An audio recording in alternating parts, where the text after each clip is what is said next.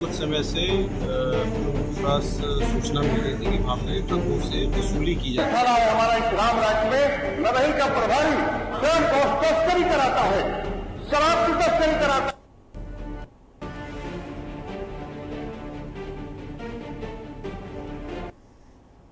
नमस्कार, मैं हूं आपके साथ ऋषि शुक्ला और आप देख रहे हैं के न्यूज की खास पेशकश, जिसमें हम बात करेंगे खाकी का एक्शन, खाकी में टेंशन। उत्तर प्रदेश के बलिया जनपद के बलिया बिहार बॉर्डर से लगे नरही थाना क्षेत्र के भरौली गोलंबर पर अवैध वसूली की सूचना पर एडीजी जोन वाराणसी और दिग आजमगढ़ में सादी वर्दी में छापेमारी कार्रवाई को अंजाम दिया। इस दौरान यहां से ट्रकों से वसूली कर रहे 2 पुलिसकर्मियों व 16 दलालों को गिरफ्तार किया गया है। वहीं पूरे कोरंटाडीह पुलिस चौकी की टीम व नरही थाने के थानाध्यक्ष को निलंबित कर दिया गया है। छापेमारी के दौरान 37,500 रुपए के साथ 14 मोटरसाइकिल, 25 फोन, वसूली के 2 रजिस्टर भी बरामद किए गए हैं। नरही थानों में एसओ के रूम समेत कई कमरे सीज कर दिए गए हैं। इस पूरे मामले में 8 पुलिसकर्मियों के विरुद्ध मुकदमा भी पंजीकृत किया गया है। इस दौरान नरही थाने में थानाध्यक्ष सहित कई कमरों को सील भी किया गया। सदन में ये बात लिखी हुई है मेरी। मैंने कहा कि दरोगा स्वयं कहता था इस बात को कि मैं ऊपर तक पैसा पहुंचाता था। मैंने कहा सदन में ही, ऊपर तक के कौन लोग हैं जो पैसा लेते हैं। उसी समय सरकार को संज्ञान लेना चाहिए था कि जब दरोगा कह रहा है कि नीचे से ऊपर तक पैसा पहुंचाता हूं, मेरा कोई ट्रांसफर नहीं कर सकता। मेरी बात आज भी मौजूद है और सदन में नोट है। तो जब एक विधायक इतनी बड़ी बात कह रहा है तो उसकी जांच कराने से कि दरोगा ऐसे थोड़ा कह रहा है। निश्चित रूप से दरोगा ने कहा कि मैं नीचे से ऊपर तक पैसा पहुंचाता हूं। कहां तक पैसा पहुंचा था ये अब ये सरकार के ऊपर है। अगर पाक साफ बनना चाहती है तो पता करे कौन कौन अधिकारी और कौन कौन लोग इसमें, जनप्रतिनिधि इसमें लिप्त हैं, उनका पता करे ना ये सरकार। मैं तो कहता हूं, आज भी कह रहा हूं और सदन में भी मैंने ये बात कही थी, छिपी हुई नहीं है कि इसमें सभी लोग इन्वॉल्व हैं। दरोगा ने खुद कहा कि मैं नीचे से ऊपर तक पैसा पहुंचाता हूं। ऊपर कहां तक पैसा जाता था ये सरकार का काम पता लगाना। विपक्ष तो अपनी बात रख रहा है और आज भी रख रहा हूं कि निश्चित रूप से ये 1.5 करोड़ रुपया ही मानते हैं महीने का, तो 1.5 करोड़ रुपया अकेले दरोगा के बस का नहीं है कि छिपा पाता। महोदय एवं मेरे द्वारा सादे वस्त्रों में नरही क्षेत्र में बिहार और उत्तर प्रदेश का जहाँ पे बॉर्डर पड़ता है, भरौला तिराहा, एक भरौली तिराहा, वहाँ पे जो वाहन आते हैं, जो ट्रक आते हैं, ये कुछ समय से हम लोगों के पास सूचना मिल रही थी कि वहाँ पे ट्रकों से वसूली की जाती है, पुलिसकर्मी उसमें संलिप्त हैं। उसकी पहले रैकी की गई एडीजी जोन बनारस सर द्वारा और मेरे द्वारा संयुक्त रूप से, और फिर उसे अच्छे से प्लान करके उसमें रेड की गई। उसमें काफ़ी लोगों की गिरफ्तारी हुई है जो दलाली करते थे। पुलिस के साथ मिलके 2 पुलिसकर्मी अरेस्ट हुए हैं, 2 कांस्टेबल्स अरेस्ट हुए हैं। 3 पुलिसकर्मी उसमें मौके से वो भाग गए। और उसी के आगे, भरौली तिराहे के आगे जो कोरंटाडीह चौकी पड़ती है, वहाँ पे भी हम लोगों ने चेक किया तो वहाँ पे भी अवैध वसूली की जा रही थी। वहाँ से भी मौके से एक सिपाही की अरेस्टिंग हुई है और एक प्राइवेट कर्मी, एक व्यक्ति थाने पे जो काम करता था, वो मौके से भाग गया। कुल मिला के 16 दलालों की गिरफ्तारी हुई है और 2 पुलिसकर्मियों की गिरफ्तारी हुई है। इसमें पूरे चौकी कोरंटाडीह को सस्पेंड किया गया है। बलिया भरौली गोलंबर पे जो डीआईजी और एडीजी एसएचओ नरही और सीओ को निलंबित कर जो बिजनेस टीम की जांच लगाई गई है, संपत्ति की जांच होगी। ऐसा लगता है कि योगी आदित्यनाथ ने ये बड़ा एक्शन लिया है। जिस तरह से ये डीआईजी और एडीजी की कार्रवाई हुई है, मौके से 2 आरक्षी पकड़े गए हैं, बाकी 3 आरक्षी वहाँ से फरार हो चुके थे। ये कार्रवाई से यहाँ के जो फेफना विधायक संग्राम सिंह यादव हैं, उन्होंने अपने सदन में 6 फरवरी को, यानी 6 माह पहले, ये सदन में इस बात को, नरही थाने के जो एसएचओ हैं उनकी शिकायत, इस बात को अपने सदन में रखा था। लेकिन ऐसा देखा जा रहा है कि ये उच्च अधिकारियों की हनक नहीं रही। उनका साफ कहना है कि मैंने शिकायत पुलिस अधीक्षक से भी की थी इसके पूर्व में, फिर उसके बाद से मैंने इस बात को सदन तक पहुंचाया था। लेकिन 6 महीने के बाद जो ये कार्रवाई है, इससे भी मैं नाराज़ हूँ। इससे पहले यहाँ के जो उच्च अधिकारी हैं, ये अगर कार्रवाई शुरू से कर दिए होते, ये एक बड़ी कार्रवाई शुरू से हो गई होती, तो आज लोगों को मकान बनाने में और बालू जिस तरह से अवैध वसूली को देखा जा रहा है इसमें, तो इसमें महंगाई नहीं बढ़ती। इसको साफ देखा जा रहा है कि संग्राम सिंह यादव इसमें बालू की जो अवैध वसूली हो रही थी, वो बता रहे हैं कि लोगों को मकान बनाने में तकलीफें होती थी और इस वसूली से लोगों तक बालू सही किराए पे नहीं पहुंच पाता था, दोगुना कीमत देना पड़ता था। बलिया से कृष्णकांत। और उस मामले पे सपा विधायक संग्राम सिंह ने सदन में ये मामला 6 महीने पहले उठाया था और क्या कुछ उन्होंने कहा वो भी आपको सुना देते हैं। साथ ही साथ अखिलेश यादव का भी इस पर बयान है, क्या कुछ है सुन लेते हैं। छुट्टी है, बिहार के बादल को छुट्टी है। एक नरही थाना है हमारा इस राम राज्य में। नरही का प्रभारी स्वयं तस्करी कराता है, शराब की तस्करी कराता है, अवैध बालू का खनन कराता है और जो बालू गरीबों के लिए उपलब्ध होता है मकान बनाने के लिए बिहार से आता है, इस पर पुलिस का टैक्स लगा करके और कहता है मुझे कोई हटाने वाला नहीं है, क्योंकि मैं तो नीचे से ऊपर तक पैसा देता हूं। वो किसको देता है वो जाने, दरोगा जाने और ऊपर से लोग जाने। तो मैं आपसे मांग करना चाहता हूं, इस तरह के टैक्स न लगा करके गरीबों की सहूलियत पैदा की जाए ताकि वो अपने मकान बना सके। तो स्वास्थ्य विभाग वो दिखाई दे रहा है और कितना भ्रष्टाचार होगा उसमें पता ही नहीं। ये तो कुछ खुल रहे हैं और ये खुल इसलिए रहे हैं लोग मोहरा रहे हैं। जो हाँ, तो आपको बता दें कि खाकी का फिलहाल ये एक्शन जो है वो देखने को मिला है और 16 लोगों को करीब निलंबित किया गया है। और इस पूरे मामले की अगर हम बात करें तो जिस तरीके से सपा विधायक ने पहले ही ये मामला उठाया था, सवाल ये है कि आखिर जिस तरीके, ये तो सिर्फ 1 जिले का मामला है, ऐसे कई जिले हैं जहां पर इस तरीके की अवैध वसूली होती है और वहां पर किस तरीके से कार्रवाई होगी और ये किस तरीके का संदेश जनता के बीच में जा रहा है, ये भी बड़ा विषय है। आज हम इसी पर बातचीत करेंगे। प्रदीप मिश्रा बीजेपी नेता हमारे साथ जुड़ चुके हैं, सुनील त्रिपाठी जी वरिष्ठ पत्रकार हमारे साथ जुड़ चुके हैं, अरुण अवस्थी जी इनपुट एडिटर हमारे साथ जुड़ चुके हैं और कृष्णकांत पांडे बलिया से हमारे संवाददाता जुड़ चुके हैं। सबसे पहले तो आप सभी का बहुत बहुत स्वागत है। कृष्णकांत जी, सबसे पहले तो क्या कुछ ये पूरा मामला रहा, विस्तार से जानकारी दीजिए और इस पर अभी तक क्या कुछ कार्रवाई हुई है? जी हाँ, बेशक बता दें आपको, जो ये कार्रवाई हुई है, डीआईजी और एडीजी की जो संयुक्त टीम सादे वस्त्र में और रात को ये 1:30 बजे की जो कार्रवाई हुई है, इसमें लगातार अभी पुलिस महकमा ये जो लग रहा है कि जैसे कि डीआईजी और एडीजी रात को 1:30 बजे पहुंचे हैं और बिना कोई गाड़ी से वहां ट्रक पर बैठकर वहां भरौली से करुंटा तक गए हैं और वहां पे देखा जाए कि इनकी टीम, पूरी संयुक्त टीम ने वहां पे छापेमारी है, जहां मौके से 2 पुलिसकर्मी पकड़े गए हैं, बाकी 3 पुलिसकर्मी भागने में सफल हो गए हैं।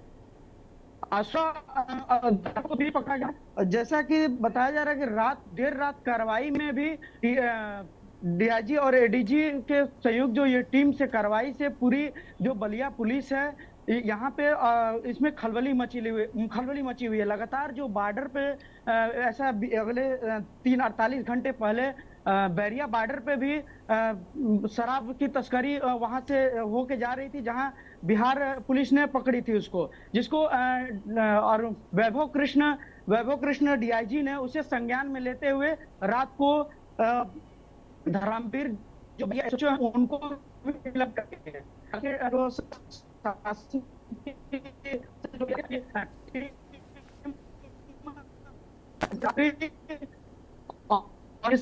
एकदम सफल जैसा देखा जाए कि योगी आदित्यनाथ का जो जीरो टॉलरेंस जो ये है, इसमें एसपी, पुलिस अधीक्षक और एडिशनल एसपी भी हटाए गए और सीओ और जो एसएचओ हैं उनको निलंबित कर उन पर जो विजिलेंस की टीम है उन पे जांच करेगी और आय संपत्ति, जितनी संपत्ति है उन पे इन विजिलेंस की टीम द्वारा जांच कराई जाएगी।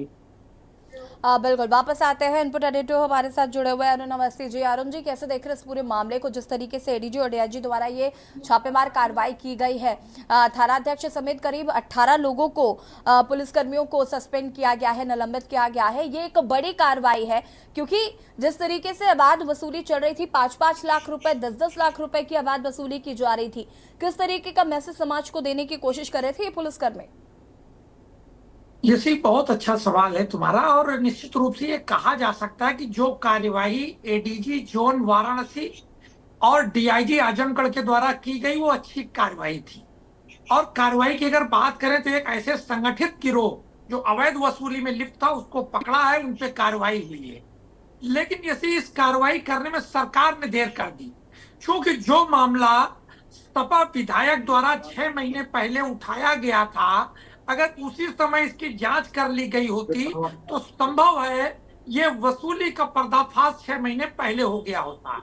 इस तरीके से तो जिस एसओ की बात विधानसभा के अंदर सपा विधायक कर रहे थे और उनका साफ कहना था कि एसओ साफ साफ कहता कि मेरा कोई ट्रांसफर नहीं करा सकता है, मैं पैसा ऊपर से नीचे तक देता हूं, मेरे ऊपर कोई कार्रवाई नहीं होगी। अगर उसी समय इस मामले के इनपुट इकट्ठा किए गए होते और इस पर कार्रवाई की गई होती तो मुझे लगता है कि एक बड़ा पर्दाफाश होता और सरकार की उस समय तारीफ हो रही होती। तारीफ अभी भी है, अधिकारियों ने बड़ा काम किया है, लेकिन जिस मामले को सारे लोग जान गए, विधानसभा में पहुंच गया, उसके 6 महीने बाद जब कार्रवाई होती है तो उस कार्रवाई पे प्रश्न चिन्ह भी लगता है।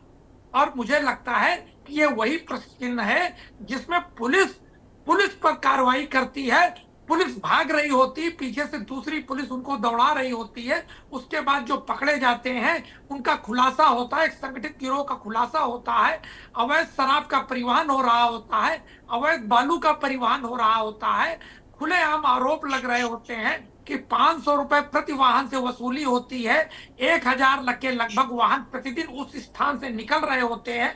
यूपी और बिहार का बॉर्डर है ये थाना, और उस थाने के क्षेत्र के अंतर्गत ये बड़ा काम हो रहा था, वर्षों से हो रहा होगा। और जब पकड़ में आया तब सिर्फ यही कहा जा सकता है कि एक बड़ी कार्रवाई है, लेकिन मैं इसे बड़ी कार्रवाई नहीं मानता।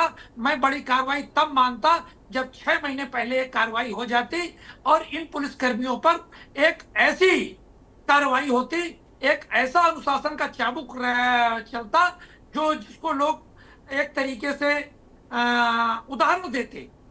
हालांकि उदाहरण अभी भी देंगे, अधिकारियों ने बड़ा काम किया, ट्रक से बैठ के सादी वर्दी में जाके एक बड़ा काम किया है, लेकिन ये काम और पहले होता तो इसकी और सराहना हो रही होती। बिल्कुल, अब वापस आएंगे अरुण जी आपके पास। सुनील त्रिपाठी जी वरिष्ठ पत्रकार हमारे साथ लगातार बने हुए हैं। सुनील त्रिपाठी जी, कैसे देख रहे हैं इस पूरे मामले को? कहीं ना कहीं पुलिस जिस तरीके से एडीजी और डीआईजी द्वारा छापेमारी की गई है, सराहनीय कार्य है, लेकिन सवाल अभी भी यही उठता है कि 6 महीने पहले जब सपा विधायक संग्राम सिंह द्वारा सदन में ये मुद्दा उठाया गया तो उस वक्त क्यों कार्रवाई नहीं की गई, या उस वक्त क्यों इस मामले को गंभीरता से नहीं लिया गया? देखिए एसी जी, हर अफसर भ्रष्ट नहीं है, हर अफसर ईमानदार नहीं। मैंने अपने 30-35 साल के जीवन में देखा है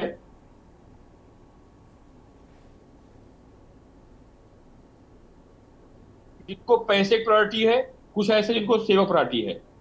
आज जो ये घटना हुई है, मैं दोनों अधिकारियों को धन्यवाद देना चाह रहा हूं, भले 6 महीने बाद हुई है, कम से कम उन्होंने एक हिम्मत जुटाई, जनता को एक संदेश दिया। जैसे मुख्यमंत्री जी ने भी 2 दिन पहले मीटिंग में कहा था कि ऐसे लोग बख्शे नहीं जाएंगे।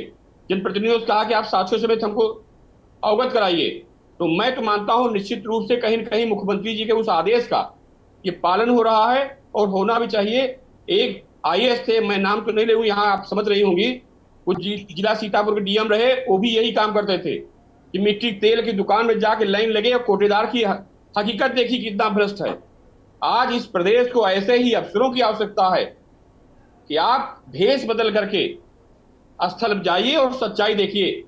इसी जी, हम लोग क्राइम रिपोर्टिंग करते थे, 2:30-3 बजे रात में निकलते थे लखनऊ के हालात देखने के लिए, लखनऊ में क्राइम कैसे हो रहा है, और बहुत कुछ चीजें लिखते थे अखबारों में, उस पे एक्शन होता था। अगर हम यहाँ से निकल के बाहर नहीं जाएंगे तो बाहर क्या हो रहा है? और भारतीय जनता पार्टी जो लॉ एंड ऑर्डर की बात कर रहे हैं, लॉ एंड ऑर्डर कभी ऐसे ही रही है कि कुछ ऐसे पुलिसकर्मी रहे कि जिन्होंने एकदम पार्टी को बदनाम करने में कोई कसर नहीं छोड़ी। थानों का व्यवहार ऐसा रहा कि आगे दलाल घूम रहे हैं, ये तो एक वानगी मात्रा है। आप कई बारों में देख लीजिए, ऐसी कई घटनाएं मिलेंगी, लेकिन ऐसे अफसर तो होने चाहिए कि जिनको कम से कम ट्रक में बैठने का मौका हो। यहाँ तो एसी से लोग निकलने पसंद नहीं करते हैं, तो कौन जाएगा वहां ट्रक में बैठ दे करके, और जाएगा तो फिर स्विट्जरलैंड में जमीन कैसे खरीदी जाएगी। ये भी एक ये प्रश्न है जी। मैं इस बात के लिए उन अधिकारियों को एक बार फिर धन्यवाद देता हूं और अफसरों से निवेदन करता हूं कि आप जनहित में, राष्ट्रहित में ऐसे ही छापा मारिए और जाके देखिए, चाहे विकास कार्य हो और चाहे पुलिस कार्य हो। अगर आप नहीं देखेंगे तो निश्चित रूप से सरकार की छवि अच्छी नहीं होगी। बिल्कुल। वापस आते हैं आपके पास संग्राम सिंह जी, विधायक हमारे साथ जुड़ चुके हैं फेफना विधानसभा से। बहुत बहुत स्वागत है संग्राम सिंह जी। जो मामला आपने 6 फरवरी को सदन में उठाया, यानी कि 6 महीने पहले, और कार्रवाई उस पर अब हुई है, और ये बड़ा सवाल है कि आपने जब ये मामला उठाया उसके बावजूद भी इतनी देरी से कार्रवाई क्यों हुई, उस समय इसको गंभीरता से क्यों नहीं लिया गया? क्या कुछ कहना चाहते हैं इस पर? मैं तो इतना कहना चाहता हूं कि 6 महीने पहले जब मैंने इस मामले को उठाया था, सरकार के सामने इस बात को रखा था, और उसके बहुत पहले से ये काम चल रहा था।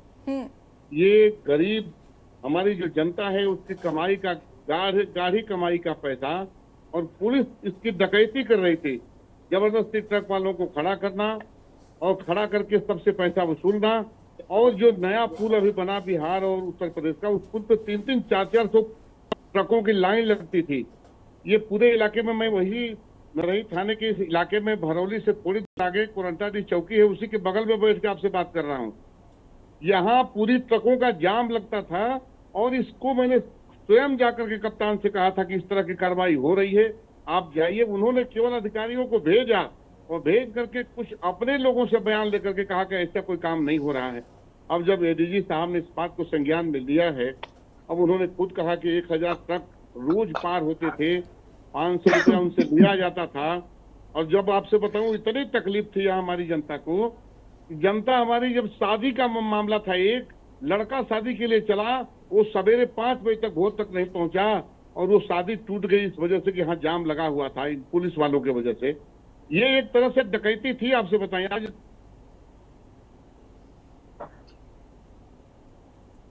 और पहली बार हमने अपने जीवन काल में ये देखा है, राजनीतिक जीवन में, कि पुलिस को देख के पुलिस भाग रही है। बड़े अधिकारी जब आते थे तो मैंने देखा था कि उनका स्वागत होता था, और उनको उनके स्वागत में वहां का दरोगा पूरा थाना छोड़ के फरार हो गया। और आपसे मैं बताना चाहता हूं कि यहाँ कितने मरीज मर गए केवल इस जाम से, और अधिकारियों को जू नहीं रही। और आप ये समझिए कि 6 महीने बाद ये कार्रवाई हो रही है, तो पुनः सदन चलने जा रहा है 29 तारीख से। तो सदन में मैं मामले को पुनः उठाता इस बात को। जब पहला सदन चला, उससे लेकर के इस सदन तक कार्रवाई नहीं की गई। जो बातें हम लोग उठाते हैं सदन में, प्रतिपक्ष ईमानदारी से कोई बात कहता है तो निश्चित रूप से सरकार को, प्रतिपक्ष और सत्तापक्ष दोनों एक गाड़ी के पहिए होते हैं, उनकी बात को अगर निश्चित रूप से हमारी बात देखिएगा, मेरा वर्जन निकाल के देखिएगा, अगर उस बात पे संज्ञान लिया गया होता तो उसी समय ये सारे लोग पकड़े गए होते, और जनता की गाड़ी कमाई 5 लाख रुपया नहीं 15 लाख रुपए की वसूली यहाँ हो रही थी। मैं कहता हूँ केवल बालू से एडीजी साहब ने पकड़ा। शराब की तस्करी, मैं आज आपके सामने कहता हूँ, शराब जो भी हमारे बलिया बॉर्डर के थाने हैं उन पे, हाँ, इन थानों के बगल में नदी के किनारे गोदाम बने हैं आबकारी के। क्यों बने हैं ये आबकारी के गोदाम? और इससे पहले कितना शराब बिकते थे, और आबकारी विभाग इतनी शराब कहाँ से बेच पा रहा है? ये अभी चल रहा है शराब का तस्करी। बैरिया में अभी आपसे बताऊं, मेरे पास उसका पूरा रिकॉर्ड है। बैरिया से लाखों की तस्करी, लाखों शराब की तस्करी रोज प्रतिदिन हो रही, उसका संज्ञान अभी पुलिस ने नहीं लिया। बालू का अवैध खनन हो रहा है, सड़कें हमारी खराब कर दी गई, कोई बालू का ठेका नहीं है। हमारी इस सड़क से रामगढ़ का डेरा एक सड़क जाती है, उसको पूरी तरह से रद्द कर दिया गया, पूरी तरह से सड़क चौपट हो गई, लोगों के आने जाने लायक नहीं है। और हमारे जो ये पुलिस कर्मी थे, इस तरह से डकैती डालते थे जैसे लगता था कि इनका पूरा अधिकार है। अरे शर्म आनी चाहिए, तनख्वाह सरकार देती है, आप 1.5 करोड़ रुपया केवल बालू से कमा रहे थे। 15 लाख रुपए प्रतिदिन की वसूली थी। मैं आज आपके टीवी के माध्यम से बताना चाहता हूं पूरे प्रदेश को, 15 लाख रुपए प्रतिदिन की कमाई थी इस नरही थाने से। आज मैं थाने से गुजर के आया तो आज थोड़ा शांति है, ट्रकें अपने आराम से चल रही हैं, आराम से जा रही हैं। लेकिन ये क्यों इतना लेट हुआ है? किसी विधायक के कहने के बाद, सदन में उठाने के बाद भी इतनी देर क्यों की गई? और इतने दिनों में हमारी जनता की गाड़ी कमाई फिर भी संग्राम जी देर आए दुरुस्त आए, और कार्रवाई देर से ही हुई, लेकिन कम से कम हुई तो ये भी कहीं ना कहीं काबिले तारीफ है। प्रदीप जी का रुख कर लेते हैं जरा। प्रदीप जी, खाकी को देखकर खाकी की टेंशन जो है वो साफ नजर आई, जिस तरीके से पूरा का पूरा थाना जो है वो निलंबित हो गया है, एसओ जो है वो फरार हो गए हैं, और जिस तरीके से ये अवैध वसूली का खेल चल रहा था, जैसा कि अभी संग्राम जी ने बताया कि उन्होंने सदन में ये मुद्दा उठाया, तब क्योंकि अब वो ये भी मान सकते हैं कि भैया विपक्ष के नेता हैं, किसी ने सीरियसली नहीं लिया। उसके बाद अब जिस तरीके से कार्रवाई हुई है, क्या कुछ कहना चाहते हैं इस पर? जी, के न्यूज के सभी दर्शकों को नमस्कार। संग्राम सिंह जी की जो मुद्दा था, जो संग्राम सिंह ने जो आवाज सदन में उठाई, उस पे जो है सरकार, हमारी सरकार जीरो टॉलरेंस के तहत कार्रवाई करते हुए एडीजी वाराणसी एवं डीआईजी आजमगढ़ 6 महीने लग गए संदेश पहुंचते पहुंचते, या हुजूर आपको देर हो गई आते आते? मैडम, हमारी बात तो सुनाइए। ये सरकार उसी दिन से इस कार्रवाई करने के लिए वहां पे कई जगह कई बार उन्होंने जो है जांच कराई गई, ठीक है, तत्परता से। फिर जब वहां पे कोई प्रकरण ऐसा संज्ञान में नहीं आया, कोई चीज जानकारी ऐसी सामने नहीं आई, उस रात में स्थिति होती कि एडीजी और डीआईजी को छापा मारना पड़ता है। तो फिर रंगे हाथे जो पकड़े गए, उसमें आप देखिए सभी प्रकरण सबके सामने हैं। 2 पुलिसकर्मी निलंबित हुए हैं, आपके सीओ निलंबित हुआ है, एसएचओ निलंबित हुआ है, 18 पुलिसकर्मी निलंबित हुए, सबके मुकदमे हुए हैं। और इस पे जो है संपाय की संपत्ति की भी जांच हो रही है।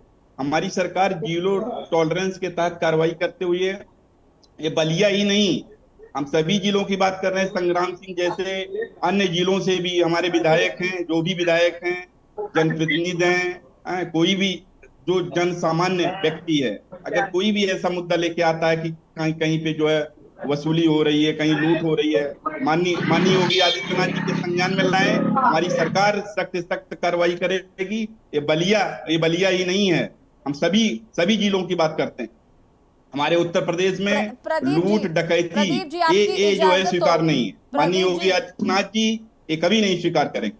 प्रदीप जी, जो अधिकारी भ्रष्टाचार में लिप्त होगा उसके ऊपर कठोर से कठोर कार्रवाई की जाएगी। नहीं, वो बात तो ठीक है आपकी कि कठोर से कठोर कार्रवाई की जाएगी, और की भी जा रही है। आपने कहा कि हम तत्परता के साथ उस पर कार्रवाई हुई। तत्परता में 6 महीने लगते हैं, तो जब तत्परता नहीं दिखाई जाती होगी तो कितना समय लगता होगा? मैं ये समझना चाहती हूँ आपसे। माननीय विधायक जी का जो प्रकरण आज दिखाया गया है, माननीय विधायक जी 6 माह पूर्व से ये प्रकरण माननीय विधानसभा में भी ये प्रकरण लाए थे। उसमें मैं आपको ये बताना चाहूंगा मैडम, उसमें फिर वो जांच करवाई गई, जांच में ये संलिप्तता लोगों की नहीं पाई गई। उसके बाद ये स्थिति उत्पन्न होती है, डीआईजी एडीजी को रात में जाके वहां रगे हाथों पकड़ना पड़ता है। ये माननीय विधायक जी के ही जो सदन में मुद्दा उठाए थे उसी की कार्रवाई। अब उसमें आम आदमी की संलिप्तता, ट्रक ड्राइवरों की संलिप्तता, वहां पे जो है ठेकेदारों की संलिप्तता। तो जब चीजें काफी दिन से चीजें चल रही थी, इसको सरकार गंभीरता से समझते हुए इतनी बड़ी कार्रवाई करने के लिए एडीजी और डीआईजी को रात में लगाया गया। किसके कहने पर लगाया गया? माननीय योगी आदित्यनाथ जी जीरो टॉलरेंस के तहत सरकार चला रहे हैं। इसमें है खाकी का एक्शन, खाकी में टेंशन। बलिया का जो मामला निकल कर सामने आया, जहां पर अवैध वसूली में एडीजी और डीआईजी ने कार्रवाई की है, और कुछ दर्शक हमारे साथ जुड़ चुके हैं। चंद्र प्रकाश है कुरुक्षेत्र से। चंद्र प्रकाश जी, बहुत बहुत स्वागत है आपका, अपनी राय साझा कर सकते हैं आप।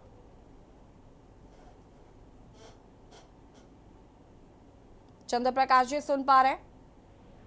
मैं ये कहना चाहता हूँ कि योगी जी के संज्ञान में आने के पश्चात निर्णय कैसे लिया जाता है, न्याय कैसे होता है, ये पूरा भारत का नागरिक, एक नागरिक देखता है। मैं ये कहना चाहता हूँ कि भ्रष्टाचार क्या हमारे राजनेता नहीं करते? अखिलेश यादव जो लैपटॉप बांटते हैं मुस्लिम समाज की बेटियों, कहते हैं ये हमारी बेटियां हैं। क्यों हिंदू की बेटी आपकी बेटी नहीं है, आपकी बहन नहीं है? मैं ये कहना चाहता हूँ कि भ्रष्टाचार हमारे राजनेता भी करते हैं। और इन पर अंकुश लगना चाहिए। और अब तो दिल्ली की अदालत में पहुंच गए, अब तो भाव कुछ ज्यादा ही बढ़ रहे हैं उनके। मैं ये कहना चाहता हूं कि आप जो है राष्ट्र के प्रति समर्पण की भावना कब लाएंगे? आप झूठ परोस करके आप जो है राजनीति में आगे बढ़े हैं। आप अगर MP बने हैं तो झूठ की वजह से बने हैं। आपने बिल्कुल उत्तर प्रदेश की जनता को ठगा है और ठग करके उनके वोट ले गए। आपके साथी ने ये कहा था कि 8500 रुपए हम हर एक महिला को देंगे। क्या महिलाओं को 8500 रुपए दिए? चंद्रप्रकाश 8500 रुपए नहीं जी, दिए? शुक्रिया आपका कॉल करने के लिए। सुरेश अवस्थी जी हमारे साथ कानपुर से जुड़ चुके हैं। सुरेश जी, आपका भी बहुत बहुत स्वागत है, अपनी बात रख सकते हैं आप। ठीक है, संपर्क टूट गया, फिर से हमें संपर्क कर सकते हैं। लगातार टीवी स्क्रीन पर नंबर फ्लैश हो रहे हैं।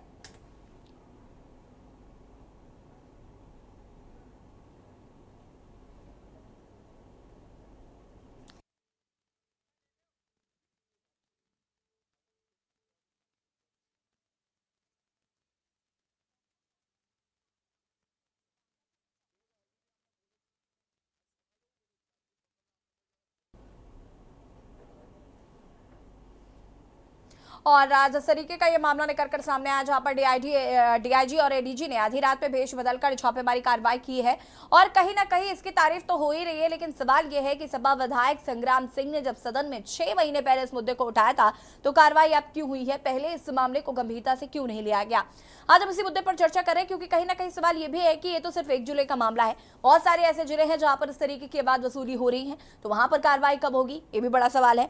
इसी पर चर्चा मेहमान लगातार हमारे साथ जुड़े हुए हैं। सुब्रत त्रिपाठी जी भी जुड़ चुके हैं, पूर्व डीजी। सुब्रत जी, आपका भी बहुत बहुत स्वागत है। धन्यवाद। क्या कुछ कहना चाहते हैं? खाकी ने जिस तरीके का एक्शन दिखाया और जिस तरीके से हम देख रहे हैं कि एसओ जो है वो फरार चल रहे हैं और एक बड़ी कार्रवाई एडीजी और डीआईजी द्वारा की गई है, क्या कुछ कहना है इस पर, इस पूरे मामले को लेकर? देखिए, कार्रवाई सराहनीय है, स्तुत्य है, पूजनीय है, सब कुछ ठीक है, लेकिन एक बहुत बड़ा सवाल है कि दुनिया जानती है, पूरा देश जानता है कि इंडिया के हर थाने में सरकार किसी की भी हो, पार्टी कोई भी हो, ये चिरंतन काल से चली आ रही। मैं सनातन युग तो नहीं करता, लेकिन हम 77 में मैंने नौकरी चालू किया, तब से दुनिया जानती है कि जो सुब्रत जी का थोड़ा वॉल्यूम बढ़ाइए प्लीज। सारी दुनिया जानती है जो थाने चल रहे हैं, नरही थाना जैसे हुआ, जैसे सैयद रजा थाना हुआ, जलई में से क्या नाम है वो, जलई में जैसे साहिबाबाद थाना हुआ। हर जिले में 2-3 थाने ऐसे हैं जहाँ की करोड़ों में आमदनी है। ये मैं जब आम जनता जानती है, सारे पब्लिक जानते हैं, तो कौन नहीं जानता है? इस पर कहीं न कहीं एक विशिष्ट रणनीति पूरे यूपी के बच्चे बनानी होगी। जो हुआ है वह बहुत प्रशंसनीय है, जितनी प्रशंसा की जाए कम है, लेकिन ये यहीं पर रुकना नहीं चाहिए। ये हर जिले में 2-4 ऐसे अति महत्वपूर्ण थाने हैं जहाँ की पोस्टिंग करना वहाँ के एसपी के लिए भी बहुत बड़ी रस्साकसी होती है। ये लोग इतने मजबूत हो चुके हैं कि हर सरकार वहीं बैठे होंगे। जरा वहाँ जो सिपाही दरोगा थे, उनकी खाली हिस्ट्री मंगा के देख ली जाए, कि आखिर ये लोग पोस्टेड कैसे हुए। इन लोगों को वही लोग प्राय घूम डाल करके 10, 20, 25 थाने एक कमिश्नरी में होते हैं, उसी में कैसे फिर पोस्ट रहते हैं। एक बार श्री राम अरुण जी डीजीपी थे, उन्होंने पूरे प्रदेश के सारे महाभ्रष्ट लोगों की सूची बनवाई और उसमें उनको दूसरे दूर दूर जिलों में फेंका गया और 3 महीने के अंदर फिर वे लोग अपने अपने उन्हीं अड्डों पर फिर पहुंच गए, गिने चुने अड्डों पर। यह जो है, यह एक थाने की समस्या नहीं, सब जेल भेज दिया जाए। यह प्रयास, असफल प्रयास डीजी ऑफिस तक पर इन खुराफाती लोगों को भगाने के किए जा चुके हैं। और आज से नहीं, डीजी ऑफिस में और लिस्ट बनी होगी, श्री राम अरुण जी के कार्यकाल के सर्कुलर निकाले जाएं बाकायदे लिस्ट बनी है, बाकायदे सूची बनी है। उस सूची में सैकड़ों ऐसे नाम है जो कि अभी रिटायर नहीं हुए होंगे और आज भी महत्वपूर्ण जगहों पर तैनात है। एक कॉकस है जो कि अपने मनचाहे नेतागिरी से, राजनीति से, हर थाने में कुछ कारखास होते हैं। वे कारखास की एक जैसे जमींदारी प्रथा थी, वैसे पुलिस में एक अघोषित कारखास की प्रथा है कि एक एक कारखास सिपाही इतना कमाता है जितना कि 2 स्टार वाला दरोगा साल भर में कमाता है, उतना कारखास सिपाही केवल 1 महीने में कमाता है। ये कोई बता देगा थाने में कौन कारखास है, इसका कोई अलग से लिस्ट नहीं होती है, लेकिन इनको केवल एक काम होता है कि ये खाली कहाँ से पैसा आएगा, हर अपराधियों से, बदमाशों से, क्रिमिनल से उनके बीच में उठना घूमना, उनकी मुखबिरी करना, उनके बारे में मुखबिरी करना और पैसे के स्रोत को पता करना, यही इनका धंधा है। अगर यूपी से खाली कारखास सिपाहियों की लिस्ट बनवा करके पूरब से पश्चिम और पश्चिम से यूपी करा दिया जाए, इतने में 90% भ्रष्टाचार रुक जाएगा। और आज तक ये प्रयास मेरी जानकारी में उस तक साधारण स्तर पर हल्के फुल्के और हुए हों, लेकिन प्रदेश स्तर पर अभियान चला करके श्री राम वरुण जी ने सराहनीय प्रयास किया था। अगर उसकी एक समीक्षा बैठक बना ली जाए रहनी चाहिए और ये जिस तरीके से सिलसिला शुरू हुआ है ये रुकना नहीं चाहिए और आगे इसी तरीके की कोशिशें जो हैं वो होती रहे, यही प्रदेश के लिए बेहतर है। शुक्रिया आपका जुड़ने के लिए और तमाम जानकारी भी साझा करने के लिए। और हमारे साथ कुछ दर्शक जुड़ चुके हैं। कल्पना है जम्मू कश्मीर से, बहुत बहुत स्वागत है कल्पना आपका, अपनी बात रख सकती हैं आप। मैं ये कहना चाहती हूँ संग्राम सिंह जी, आपने क्या संग्राम उठाया? आपको याद है कि जब शिक्षा मित्रों की नियुक्ति आपने की थी, आपकी सरकार सपा ने, तो क्या बुरी हालत थी। उन टीचरों को प्राइम मिनिस्टर और प्रेसिडेंट नहीं पता था। एक टीचर तो हेयर डाई करते हुए पकड़ी गई थी। क्लासरूम में कुछ ऐसा पनिशमेंट देते थे बच्चों को कि रूह कांप जाती थी। आधों को तो पढ़ाना नहीं आता था। मैं ये पूछना चाहती हूँ, और UP police is doing the best. आप मुझे बताइए, ये खनन माफिया, ये रेत माफिया और जो ये भू माफिया है, इनके खिलाफ कैसे कार्रवाई हो रही है? 1-2 केसेस करप्शन के हैं, चलो मान लिया, लेकिन मुझे बताइए ये कहाँ नहीं हो रहा है? योगी जी ने कहा है पुलिस भर्ती क्या ये परीक्षा होगी, लेकिन करप्शन की जड़ें।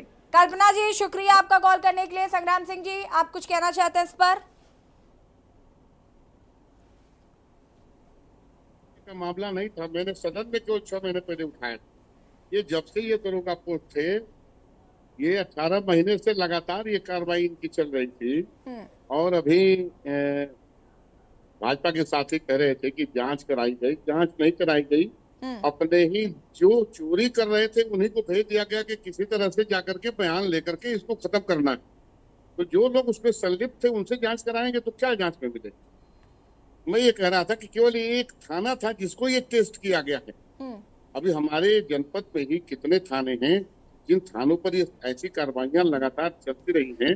तो पूरे, मैं ये बात नहीं कहता था जो एक साथी अभी कह रहे थे कि संग्राम सिंह जी की सरकार में, एक हमारे महत्वपूर्ण साथी भारतीय जनता पार्टी के मोती सिंह जी ने कुछ दिन पहले उठाया था भारतीय जनता पार्टी के कार्यकर्ताओं के सामने कि 42 सालों के हमारे राजनीतिक जीवन में थाने और तहसील पर इतना भ्रष्टाचार हमने नहीं देखा।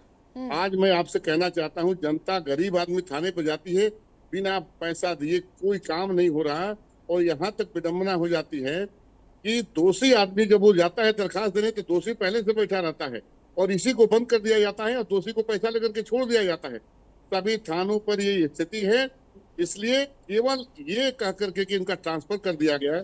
जो लोग संलिप्त हैं डकैती में, जो कानून डकैतों के लिए वही कानून इन अधिकारियों के लिए भी लागू होना चाहिए। प्रदीप मिश्रा, ठीक है संग्राम सिंह जी वापस आते हैं आपके पास। प्रदीप मिश्रा जी जवाब देंगे। प्रदीप मिश्रा जी, क्या गारंटी है कि जिन लोगों को निलंबित किया गया है 3 महीने बाद वापस इसी थाने में आकर फिर से वसूली नहीं शुरू करेंगे? कोई ठोस कार्रवाई क्यों रही, जैसा कि अभी शायद कोई दर्शक पूछ रहे थे। और अगर हम बात करें आगे क्योंकि बहुत सारे ऐसे प्रदेश है, माफ कीजिएगा, प्रदेश में बहुत सारे ऐसे जिले हैं जहां पर इस तरीके की अवैध वसूली हो रही है। वहां पर कार्रवाई कब, ये भी जनता जानना चाहती है कि आखिर जनता की गाड़ी कमाई का जिस तरीके से दुरुपयोग हो रहा है, तो जाहिर है कि जनता को पता होना चाहिए कि किस तरीके से कार्रवाई आपकी सरकार में की जा रही है। मैं आपके चैनल के माध्यम से बताना चाहूंगा कि जो बलिया की कार्रवाई, जो नरही थाना की कार्रवाई हुई है, अगर ऐसा प्रकरण और अन्य जिलों का कहीं आता है, अगर और अधिकारियों की संलिप्तता रहती है, मैं आपको एक गारंटी और दावे के साथ कहता हूं, माननीय योगी आदित्यनाथ की सरकार किसी को बख्शने वाली नहीं है। आप संग्राम सिंह जी, आप मुद्दा उठाए नरही थाना का, आज नरही थाना का देखिए, वहां सभी सीईओ से लेके एसएचओ से लेके चौकी इंचार्ज से लेके सभी को निलंबित किया गया है। 2 पुलिसकर्मी अरेस्ट हुए हैं। हम लोग किसी को बख्शने वाले नहीं हैं। जो अधिकारी करप्शन में इन्वॉल्व होगा वो बचेगा नहीं। योगी आदित्यनाथ जी का खुला संदेश है। ये नरही थाने से ये संदेश जारी हुआ है। उत्तर प्रदेश के सभी अधिकारी अपना इससे सबक लेते हुए सब लोग सुधर जाएं और ईमानदारी से कार्य करने के लिए आगे बढ़ें। सुनील त्रिपाठी जी, क्या लगता है इसी तरीके से ये सिलसिला जारी रहेगा और जिस जीरो टॉलरेंस नीति की बात कही जा रही है वो आगे आने वाले समय में भी स्पष्ट रूप से दिखाई देगी क्या? और सवाल जो अभी सुब्रत पाठक जी, जो कि पूर्व डीजी है, उन्होंने उठाया कि क्या गारंटी है कि ये 3 महीने बाद वापस नहीं आएंगे और फिर वसूली नहीं करेंगे? देखिए, पूर्व डीजी साहब जो मुद्दे उठाए ऐसी जी, श्री राम अरुण जी की जो डीजी साहब गिना रहे हैं, ये चीज मीडिया में भी आई, हम लोगों ने भी देखा इस बात। श्री राम अरुण जी ने यहाँ तक जांच के लिखा था कि पुलिसकर्मियों के पास गाड़ियां, वाहन है व्यक्तिगत, तो कहां से आए इसकी भी जांच होनी चाहिए। लेकिन भ्रष्टाचारियों का रैकेट इतना बड़ा है कि ईमानदार आदमी को ही भ्रष्टाचारी साबित कर दिया जाएगा, और ऐसा कई मामलों में हुआ भी। तो श्री राम अरुण जी की उस रिपोर्ट को दबा दिया गया, और जो डी साहब कह रहे बाखूबी उन्होंने पुलिस विभाग की कमियों गिनाई, इसके लिए मैं धन्यवाद दे रहा हूं। और अपने विधायक जी को मैं धन्यवाद देना चाह रहा हूं कि जनहित के मुद्दे को उन्होंने कम से कम विधानसभा में भी उठाने का प्रयास किया। मैं निवेदन साथ कहूंगा उत्तर प्रदेश गवर्नमेंट से कि जनहित के मुद्दे उठाने वाले, चाहे हमारे विधायक हो, चाहे हमारे मीडिया कर्मी हो, या हमारे जनता हो, उस पर सरकार को तत्काल ध्यान देना चाहिए। और जैसे वैभव कृष्ण जी के बारे में मैं व्यक्तिगत भी जानता हूं, वैभव कृष्ण जी जहां जहां रहे हैं उनकी एक अपनी रिपुटेशन रही है, मैं तारीफ नहीं कर रहा हूं, लेकिन उनके साथ लखनऊ में भी वो रहे। कई बार मैंने देखा कि ये ऐसे ईमानदार अफसर होते हैं, वो निश्चित रूप से कार्रवाई करते हैं। अभी प्रदीप मिश्रा जी कह रहे थे, मैं बड़ा निवेदन साथ कहना चाह रहा हूं कि अयोध्या बड़ा पॉपुलर जगह, हमारा धर्म स्थल है, तीर्थ स्थल है। अयोध्या थाने में राम जन्मभूमि थाना बना है, जरा उसकी जांच करा के देखिए वहां कितनी वसूली हो रही है। एक पत्रकार महिला गई, उसके साथ कितनी मारपीट की। देवेंद्र पांडे शायद कोई एसओ है या एसआई है, जो मुझे खबर सूत्रों से मिली है इसी जी। शाम को लोग शराब पीते हैं और अवैध वसूली करते हैं। मैं निवेदन साथ कहना चाह रहा हूं कि इसकी भी जांच होनी चाहिए कि अयोध्या थाने में अगर ऐसा हो रहा है तो बड़ा ही कष्टदायी है, जिसने हमको खबर दी सूत्रों ने। आप उसकी बात छोड़ दिए, मैं इटौंजा से गुजर रहा था, बगल में आपके है इटौंजा टोल टैक्स, इसी जी शाम को देखिए जरा कितनी वसूली होती वहां। ये वसूली तांडव पूरे प्रदेश में हो रहा है, ऐसा नहीं हो रहा है। थानों के बाहर जो दलाल बैठे रहते हैं, वो दलाल ईमानदार अधिकारियों को भी बेईमान करने के लिए मजबूर कर देते हैं, पैसों की चमक के आगे। इस तरह से मैं निवेदन साथ कहना चाह रहा हूं, जो हमारे आईपीएस अधिकारी हैं, डीआईजी, एजी, डीजी तक, एक बार व्यक्तिगत भेष बदल के आप जाइए, जैसे कभी राजनाथ सिंह जी मुख्यमंत्री थे किया करते थे। आपने भी देखा होगा ऐसी जी, कई बार मुख्यमंत्री जी ऐसी जगह पहुंच गए कि लोग जान ही नहीं पाए कि मुख्यमंत्री जी आए हैं यहाँ। तो ये इसके लिए अधिकारियों साथ साथ मैं उत्तर प्रदेश के मुख्यमंत्री से भी निवेदन करूंगा कि आप व्यक्तिगत जाके बिना बताए घटनास्थल देखिए जनता के साथ क्या हो रहा है, तो कम से कम आपको लगे कि जनता हमारी सुख में है कि दुख में है। जिस वोटर ने आपको वोट देकर सरकार बनाई है, सुनील जी कम से कम वापस उसको आएंगे। आवाज।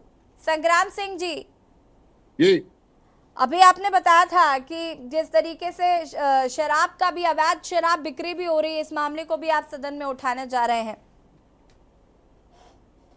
जी बिल्कुल, तो मैंने आपके चैनल के माध्यम से मैंने संज्ञान में दिया है सरकार के कि मैं विधानसभा में उठाऊंगा, और विधानसभा में विपक्ष जो बात उठाता है उसको संज्ञान में अगर लिया जाए तो निश्चित रूप से प्रशासन के लिए सही होगा।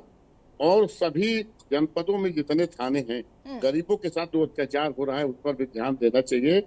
और इन्हीं शब्दों के साथ थोड़ा मुझे कहीं जाना है, कोई आकस्मिक घटना हुई है, आपसे माफी चाहता हूँ। बिल्कुल ठीक है, शुक्रिया संग्राम जी, हमारा अपना कीमती वक्त हमें देने के लिए।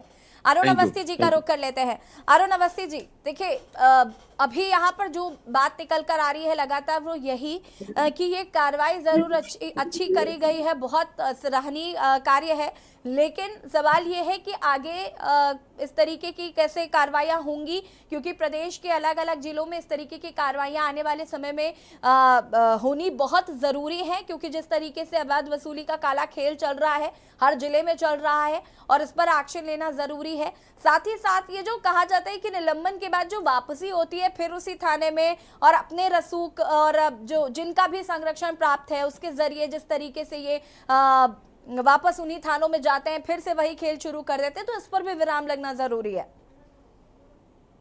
ऐसी एक रैकेट है, हम इसको रैकेट नाम दे रहे हैं, हालांकि ये गलत शब्द है, लेकिन कुछ ऐसे अफसर हैं जो जिले में पोस्टिंग ही केवल अच्छे थानों के लिए कराते हैं और अगर उनका सिस्टम सेट नहीं होता है तो फिर वो उस जिले से दूसरे जिले में अपनी पोस्टिंग करा लेते हैं। केवल नीति बनाने से काम नहीं चलने वाला है, भ्रष्टाचार के खिलाफ नीति बनाने से काम नहीं चलेगा, क्योंकि नीतियां बहुत सारी बन चुकी हैं। अभी एक नीति पे काम हो रहा है, कई बार वो आदेश आया कि हर अधिकारी अपनी संपत्ति की घोषणा करेगा। बिल्कुल सही, बहुत सही। हर अधिकारी अपनी संपत्ति की घोषणा करेगा, लेकिन कितने अधिकारी संपत्ति की घोषणा कर रहे हैं? उन अधिकारियों द्वारा जो घोषणा की जा रही है उनकी जांच भी की जा रही है कि नहीं की जा रही है?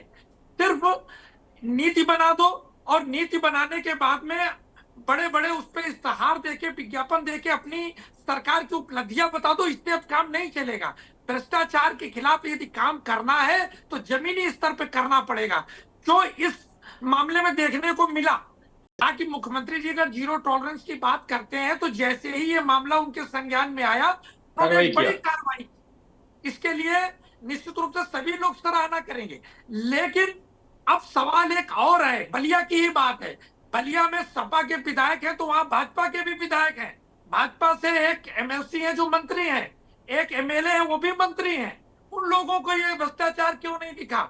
उनके द्वारा ये बात ऊपर तक क्यों नहीं पहुंचाई गई? मुख्यमंत्री जी के स्तर से तो जैसे ही अधिकारियों ने बताया कि वहां पे इस तरीके का कार्यक्रम चल रहा था, इस तरीके का भ्रष्टाचार चल रहा था, इस तरीके से एक संगठित अपराध को अंजाम दिया जा रहा था और इसकी जैसे ही ऊपर रिपोर्ट पहुंची, वहां से सबको जो निलंबित करने वाले थे उनको निलंबित कर दिया गया, कुछ की गिरफ्तारी हो गई, कुछ के आवास सील कर दिए गए। लेकिन सबसे बड़ा सवाल ये है कि इसके बाद क्या भ्रष्टाचार रुकने वाला है या इनके खिलाफ जो जांच की जाएगी वो जांच आगे आने वाले समय में सही दिशा में जाएगी और इनको दोबारा किसी दूसरे थाने में, किसी दूसरे जिले में पोस्टिंग नहीं मिलेगी। अगर ऐसा हो जाता है सुनिश्चित किया जाए तो शायद स्थिति बेहतर होगी। बिल्कुल, ये सुनिश्चित किया जाए तो शायद स्थिति बेहतर होगी। प्रदीप जी। जी मैडम, मैं आपको आश्वस्त करना चाहता हूं कि हमारी सरकार में ये आप लिख के ले लीजिए कि हम दोबारा इनको न थाना देने वाले हैं, ठीक है? जिसके खिलाफ कार्रवाई हुई है वो कार्रवाई कठोर से कठोर, ये लोग जेल में भी जाएंगे। सीओ, एसओ और सबके जो है पुलिस चौकी इंचार्ज, इनकी जो है संपत्ति की भी जांच हो रही है, इनका जेल जाना सुनिश्चित है। आप अभी सराहना ये करिए जो आज की कार्रवाई हुई है, और मैं गारंटी लेता हूं आगे सब कार्रवाई जारी रहेगी। आगे ऐसे कार्रवाई जो भी भ्रष्टाचार में पकड़ा जाएगा, जिसकी संलिप्तता होगी, और ये आम जनमानस की जिम्मेदारी है कि मैडम, ये आम जनमानस की जिम्मेदारी है कि ऐसे मुद्दे जो समाज में हैं वो लेके आए, सरकार को बताएं। अगर सभी लोग इसमें संलिप्त रहेंगे तो सरकार को कैसे पता चलेगा? अब जैसे भाई साहब बता रहे हैं कि संग्राम सिंह जी ने ये प्रकरण लाया, संग्राम सिंह जी के संज्ञान में आया, वो ले आए, भाजपा के विधायक के संज्ञान में नहीं आया तो नहीं बताए। तो मुद्दा ये है कि अगर सरकार के संज्ञान में कोई चीज आई, सरकार बड़ी कार्रवाई करते हुए, योगी आदित्यनाथ जी ने कार्रवाई किया है, एडीजी और डीआईजी अपने मन से आधी रात को छापा मारने नहीं गए। विषय ये जो आप चला रही हैं खाकी के डर से खाकी, यहाँ आप विषय चलाना चाहिए था योगी आदित्यनाथ का हंटर चला। अरे सर ठीक है, योगी आदित्यनाथ जी को हम क्रेडिट दे रहे हैं, थोड़ा खाकी को भी दे देते हैं, पूरी खाकी को ही क्यों बदनाम करें हम? अच्छे लोग भी हैं, अच्छे लोग भी हैं, हम उनको भी तो अप्रिशिएट करेंगे सर। उनको भी हम मेडल ना दे तो कैसे काम चलेगा? मनोबल नहीं गिराना चाहिए। कृष्णकांत जी, क्या कुछ ताजा अपडेट है फिलहाल, क्योंकि एसओ फरार चल रहे हैं? कृष्णकांत जी अनम्यूट कर लीजिएगा जरा।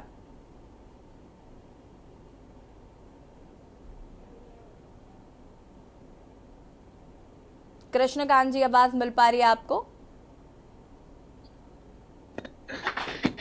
जी, लगातार जो कार्रवाई हो रही है इसमें कुछ बताना पुष्टि करना मुश्किल है, क्योंकि अभी नवागत जो कप्तान आए हैं अभी मीटिंग कर रहे हैं और जो अधिकारी हैं इसमें जांच कर रहे हैं। जो भी कार्रवाई होगी, जो भी स्पष्ट रूप से जो जांच हो रहे हैं इस पे पुलिस की तरफ से जो कार्रवाई चल रही है, आजमगढ़ डीआईजी और एडीजी द्वारा जिस तरह से कार्रवाई चल रही है, अगर इस पे अगर जो भी जांच हो जाएंगी इस पे सुनिश्चित करा दिया जाएगा। ठीक है, हम उम्मीद करते हैं कि आगे भी इसी तरीके की कार्रवाइयां होती रहेंगी। आप सभी का बहुत बहुत शुक्रिया चर्चा में शामिल होने के लिए। और आज हम बात कर रहे थे जिस तरीके से खाकी का एक्शन देखने को मिला, यानी कि एडीजी और डीआईजी ने जिस तरीके से सादी वर्दी में ट्रक में सवार होकर अवैध वसूली करने वाले पुलिसकर्मियों का बाड़ाफोड़ किया और उनको निलंबित कर दिया गया है। योगी सरकार ने इस पर एक्शन लिया है। आगे भी इसी तरीके से ये एक्शन होते रहने चाहिए, क्योंकि कहीं ना कहीं अगर ये एक जिले में इस तरीके की वारदात निकलकर सामने आई है तो यूपी के 75 जिलों का क्या हाल होगा, वहां पर भी स्थिति को जांचने समझने की जरूरत है। के न्यूज की खास पेशकश में फिलहाल इतना ही। देखते रहिए के न्यूज। नमस्कार।